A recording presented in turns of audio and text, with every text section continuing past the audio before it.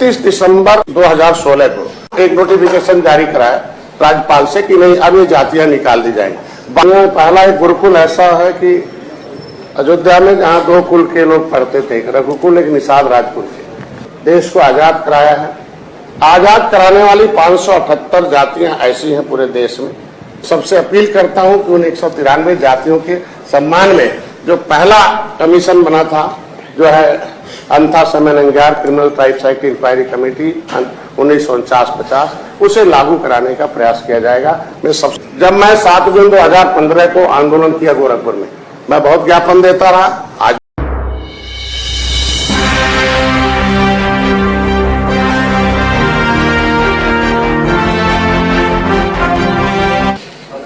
निर्बल इंडियन शोषित हमारा आम दल, इसके नेता और एनडीए के घटक माननीय डॉक्टर संजय निषाद जी, कैबिनेट मंत्री।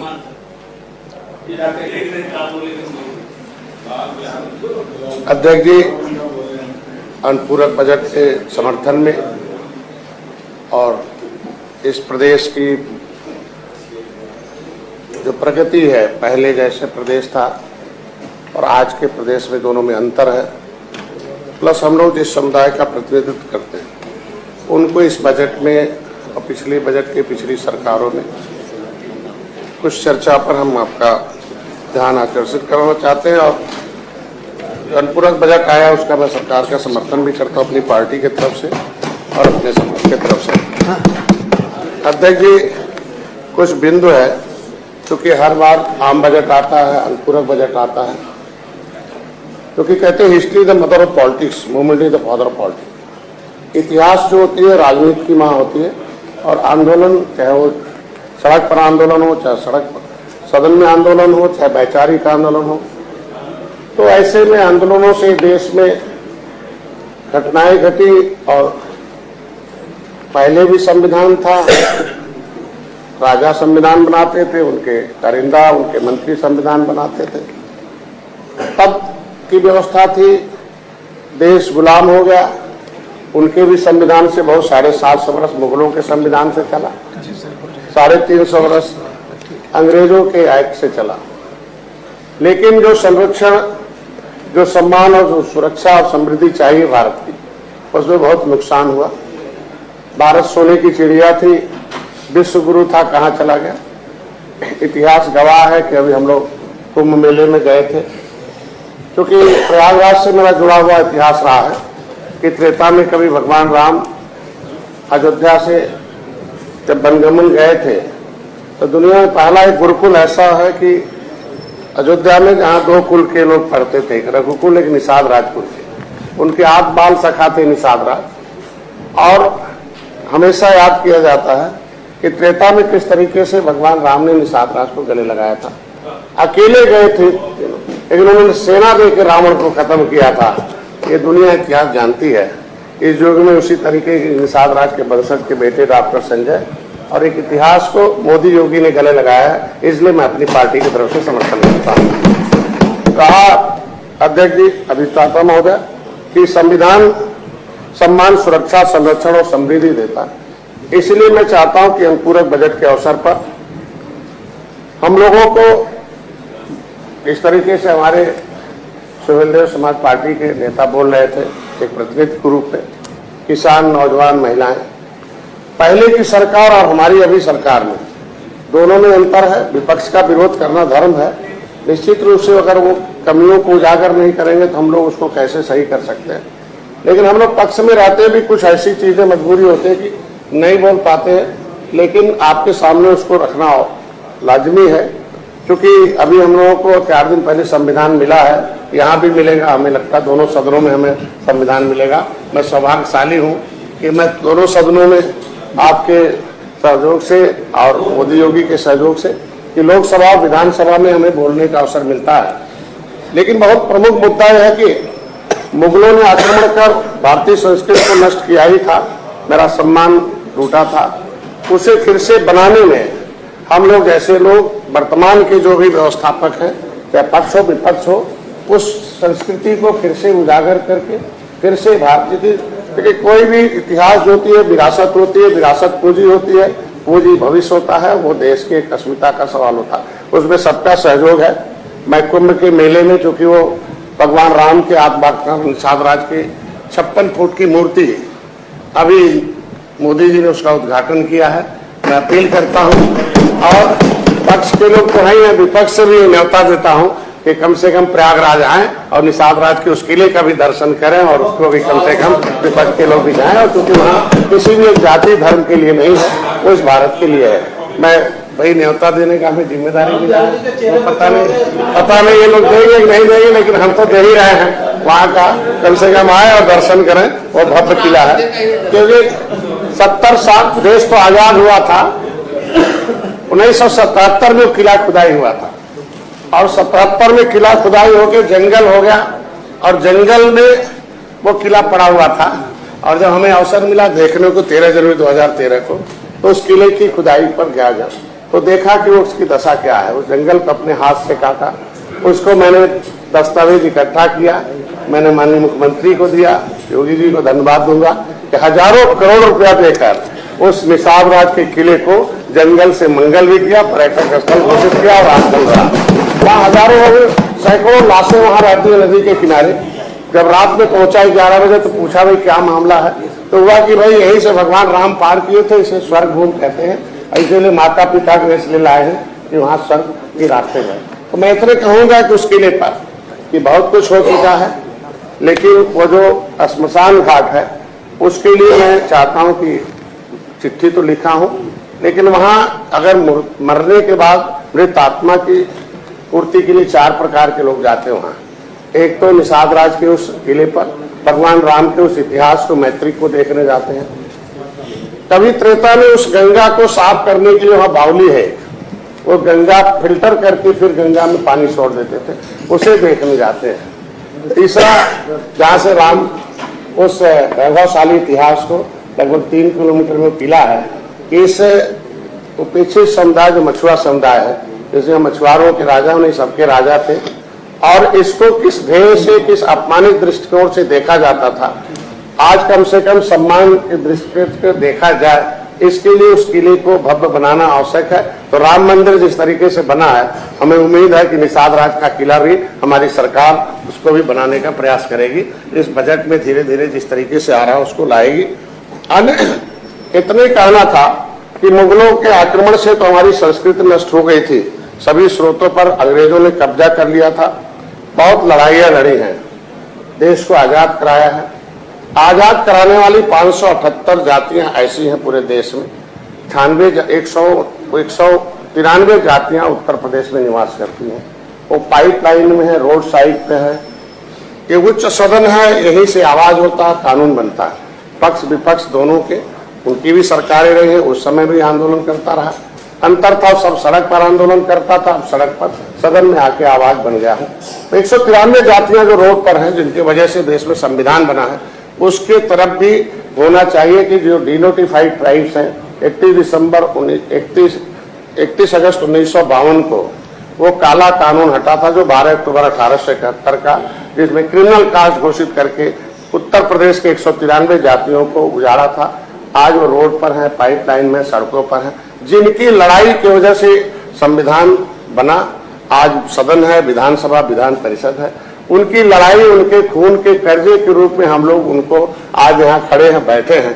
तो सबसे अपील करता हूँ कि उन 193 जातियों के सम्मान में जो पहला कमीशन बना था, जो है अंथा समयनंगार criminal tribes act inquiry committee 1949-50, उसे लागू कराने का प्रयास किया जाएगा। मैं सबसे समर्थन चाहूंगा। उसका पन्ना आपके पास आया होगा, सबको मैंने उपलब्ध कराया, अपील किया।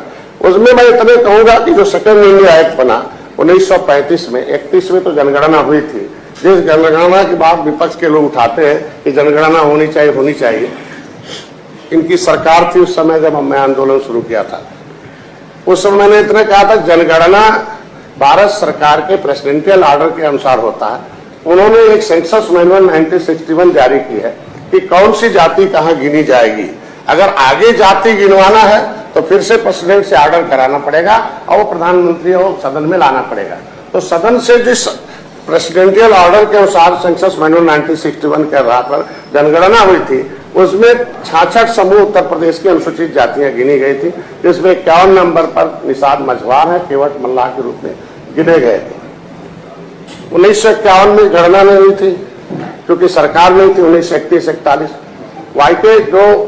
वाईके भलराव थे, उन्होंने चीफ सेक्रेटरी भारत सरकार को 1950 में कहा कि सभी राज्य सरकारों को कि जो 1931-41 की जनगणना के मुताबिक जो जातियां एससी में है वही मान ली जाए। मान ली गई। ये सदन तब भी था, आज भी है। हर राज्यों से प्रस्ताव मांगा गया था उस समय कि कौन सी ऐसी जातियां जो सोशली, एजुकेशनली, इकोनॉमिकली बैकवर्डनेस है और हिस्टोरिकल कस्टम ऑफ अनटचेबिलिटी है उनके अंदर, ऐसे समूह मांगा गया था, जिसमें से उत्तर प्रदेश से समूह 66 जातियों का गया था। उसके आधार पर संविधान की सूची बनी थी। उस फाइल का नाम है 74/4/1950। वह फाइल कांग्रेस आज है नहीं, यहाँ कांग्रेस विहीन इसीलिए हो गई कि जिन जातियों ने देश को आजाद कराया हो, संविधान में लिखवाया हो, संविधान बनवाया हो, जिस फाइल के आधार पर जिनको अनुसूचित जाति की सूची में सूचीबद्ध किया गया है, वो उस फाइल को 2 मंत्रियों ने, नाम नहीं लूंगा, वो उन्होंने गायब करा दिया। रिकॉर्ड के आधार पर उनके खिलाफ मैंने दिल्ली में मुकदमा दर्ज कराया। समय आएगा, इंक्वायरी होगा तो चूंकि वो तो आएगा। ऐसे में जब वो सूचीबद्ध है मझवार और तुरैया, उत्तर प्रदेश में देश तो आजाद हो गया 31 अगस्त 1952 में। 5 साल 16 दिन जिस देश को आजाद कराने वाली जातियां उस काले कानून से गुलाम रही हो, उनकी आजादी 5 साल 16 दिन बाद मिला हो, उनसे उम्मीद की जाती हो कि वो लड़के अपना हिस्सा ले लेंगे। तो संविधान में व्यवस्था दी गई है कि सारी जातियों को आरक्षण की अवसर दिया गया है।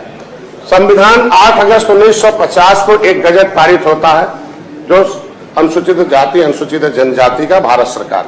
राष्ट्रपति उस गजट के मुताबिक, गजट और बजट ही 2 ऐसा व्यवस्था है संविधान में कि गजट से कानून बनते हैं, अब बजट से उन्हें जो है बजट दिए जाते हैं, व्यवस्था दी जाती है। अनुपूरक बजट है। आज के दिन में इसमें भी अनुसूचित जातियों का जिक्र है जगह जगह। तो आज के दिन में बजट में, गजट में, दोनों में जब प्रेसिडेंशियल ऑर्डर हो गया 8 अगस्त 1950 को, मझवार और तुरैया उसमें आ गए। 1994 में मंडल कमीशन में 5 साल 16 दिन जो जातियां गुलाम थी उनकी गिनती 1991 तक होती रही, हर 10 साल पर। हम 70 लाख थे मझवार। इन लोगों ने 1994 में, कांग्रेस की सरकार थी, सपा बसपा के सहयोग, ये लोग यहाँ राजनीति करते, उस समय तक डॉक्टर थे। 1994 में उत्तर प्रदेश में गजट पारित होता है, राज्यपाल द्वारा अधिसूचना जारी होता है, जो है उत्तर प्रदेश, उसका नाम है the UP public service reservation of scheduled caste and scheduled tribe and other backward classes act 1994, act 4 1994 धारा 13 के अनुसार एक सूची बन जाती है पिछड़ी जातियों की। आप इन पे, इसमें आप ही की तरफ आ रहा हूं। पिछड़ी जातियों की एक सूची बनवाते हैं लोग, जिसमें से ढेर सारी जातियां जो अनुसूचित जाति की सूची में तुरैया है उसे ओबीसी में डाल देते हैं। केवट मल्लाह मझवार के नाम से गिने जाते हैं, राष्ट्रपति में नोटिफिकेशन जा रहा है, उसको ओबीसी में डाल देते हैं, जो अनकॉन्स्टिट्यूशनल है। भारत सरकार के संविधान में और सुप्रीम कोर्ट का ऑर्डर है, no any high power the state government and the high court in the matter of schedule caste. जब केवट मल्लाह मझवार है, तुरैया मझवार है, तो इन लोगों ने अनकॉन्स्टिट्यूशनल ढंग से उसे ओबीसी में डाल दिया। जब मैं 7 जून 2015 को आंदोलन किया गोरखपुर में, मैं बहुत ज्ञापन देता रहा, आज भी ज्ञापन देता हूँ। हम ऐसे नेता हैं जो प्रधानमंत्री के हाथों में सीधे ज्ञापन देता हूँ, बहुत छोटा होगा, किसी को हिम्मत नहीं होगी बात कर, क्योंकि मैं जिनके लिए पैदा हुआ हूँ, जिसका मैं प्रतिनिधित्व करता हूँ। प्रधानमंत्री मोदी और योगी ऐसे हैं कि जो कम से कम बुलाते भी हैं, सुनते भी, उस पर कार्रवाई भी करते हैं। अभी बताऊंगा आगे। ये जब इसमें 1994 में जो धोखेबाजी हुई, जब 7 जून 2015 को मैंने रेल आंदोलन किया, बहुत प्रदेश रोका, बहुत ज्ञापन दिया। 31 दिसंबर 2016 को समाजवादी पार्टी की सरकार जाते जाते उन्होंने उसको एक नोटिफिकेशन जारी कराया राज्यपाल से कि नहीं, अब ये जातियां निकाल दी जाएंगी। 12 नंबर से कश्यप कहार निकाल दी गई, 13 नंबर से केवट मल्लाह निषाद निकाल दिए गए, उसमें से बिंद निकाल दिए गए, भर राजभर सब निकाल दिए। जब मालूम है कि राष्ट्रपति के नोटिफिकेशन और राज्यपाल के नोटिफिकेशन पर कोई भी ट्रायल नहीं होता हाई कोर्ट और सुप्रीम कोर्ट में, जब राज्यपाल ने हमें निकाल दिया, हम ओबीसी में नहीं हैं, तो ये जातियां लटपुर राम बन के कब तक रहेंगी, इनका तो एक अलग से रखो। ये सुरक्षा दी गई है तो इसका मतलब ओबीसी में डाल के इनकी सुरक्षा छीनी गई है। अगर आज के दिन में जब तक लेदरमैन अधिसूचित नहीं था अनुसूचित जात अधिनियम से, तब तक उसे किस ढंग से देखा जाता था। इस संविधान के मुताबिक लेदरमैन को आज सम्मान सभी लोग देते हैं, सुरक्षा भी देते हैं, समृद्धि देते हैं हर सब के।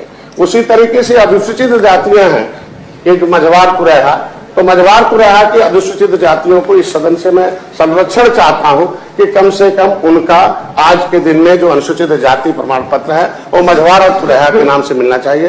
क्योंकि उत्तराखंड सरकार में एक अधिसूचना जारी हुई है कि शिल्पकार जाति नहीं जातियों का समूह है, और उसमें टमटा और कुम्हार अनुसूचित जाति के रूप में शिल्पकार नाम से सर्टिफिकेट देने की बात की गई।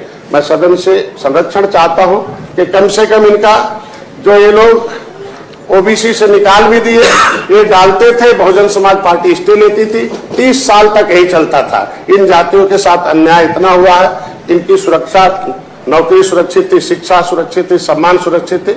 आज के दिन में अगर ये अधिसूचित होते, आज कुरैया मझवार का सर्टिफिकेट इनका जारी होता और केवट मल्लाह में पिछड़ी में नहीं डालते, तो शायद रामधनी निषाद जैसे को गोली नहीं मारी जाती। आज निषादों पर अन्याय नहीं होता, उनकी जमीन नहीं छीनी जाती, उनकी नौकरी नहीं छीनी जाती, उनको आज शिक्षा मिलता, शिक्षा से कोसों दूर नहीं होते। उम्मीद करता हूं कि जो अधिसूचित अब जातियां हैं, अनुसूचित जनजाति है, 31 दिसंबर 2016 का वो अधिसूचना जो है उसे लागू कराएगा, इनका प्रमाण पत्र जारी कराएगा। माननीय मुख्यमंत्री को धन्यवाद दूंगा। जब 17 दिसंबर 2021 को हम लोग पूरे प्रदेश के लोग आए, मैं सरकार के साथ रहने के बाद भी रामादेवी पार्क में आए, माननीय गृह मंत्री से इस बात को रखा। उन्होंने मुख्यमंत्री से कहा 18/12/2021 को माननीय मुख्यमंत्री जी ने पत्र लिया और उन्होंने आरजीआई को भेजा। आरजीआई ने एक्सेप्ट कर लिया 18/1/2022 को कि नहीं, केवट मल्लाह मझवार है, इनकी गिनती हुई थी सेंसस मैनुअल 1961 कि उत्तर प्रदेश का जो यहाँ का मैनुअल है उसमें इनकी केवट मल्लाह को मझवार में गिनती हुई थी।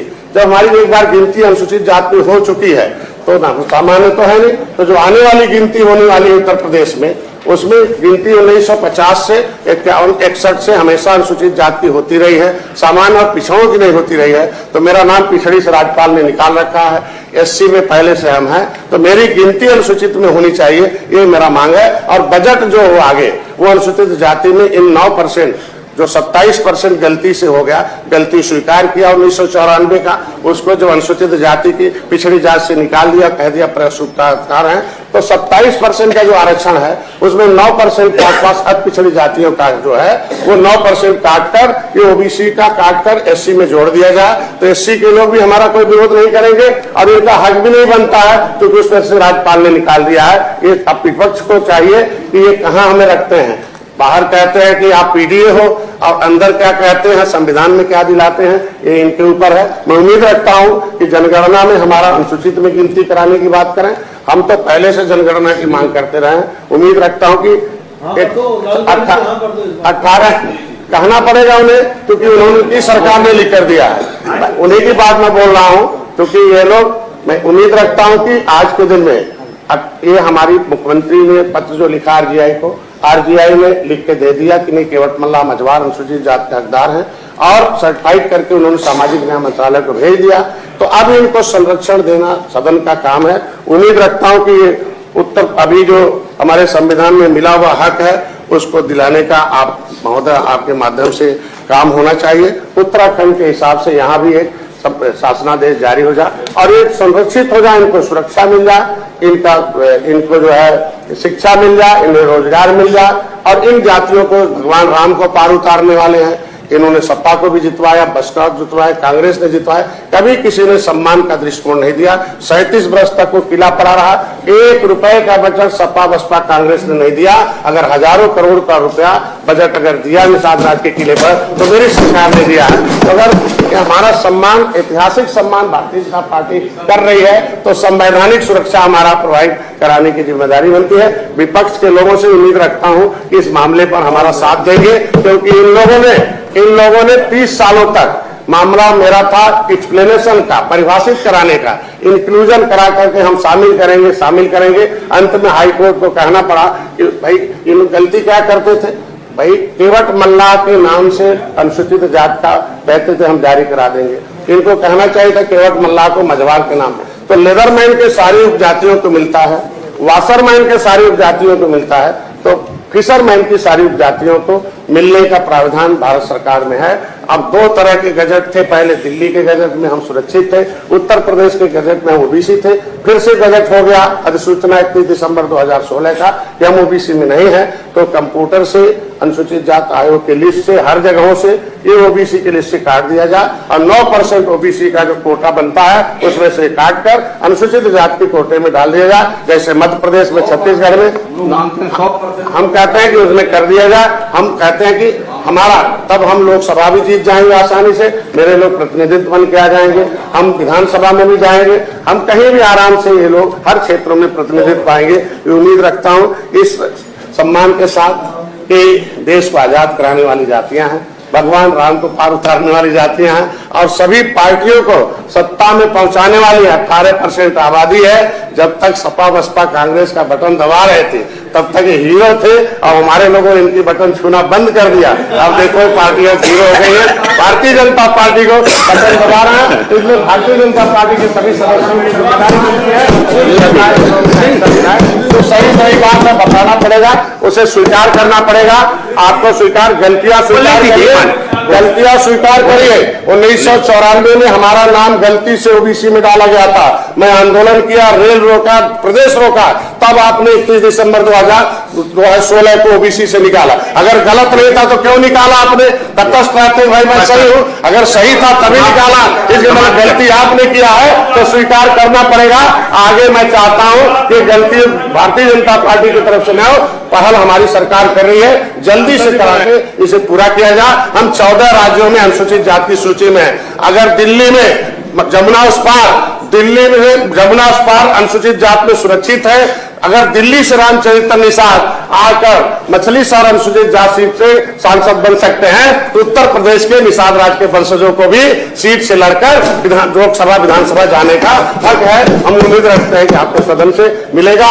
अनुपूरक बजट है, उत्तर प्रदेश सर्वोत्तम प्रदेश बन रहा है, बीमारू प्रदेश था, उत्तर प्रदेश माफिया प्रदेश था, इस रूप से हम लोग जानते थे। आज माननीय योगी जी को धन्यवाद दूंगा, उनकी टीम को धन्यवाद दूंगा, माननीय प्रधानमंत्री को धन्यवाद दूंगा कि दिल्ली का जो बजट है, उत्तर प्रदेश आज जनता जनार्दन है, जनता जज है, जनता फैसला लेती है। सोशल मीडिया का जमाना है, पहले हम लोग छुपा लेते थे, लेकिन अब सब कुछ दिख रहा है। उत्तर प्रदेश सर्वोत्तम प्रदेश बने।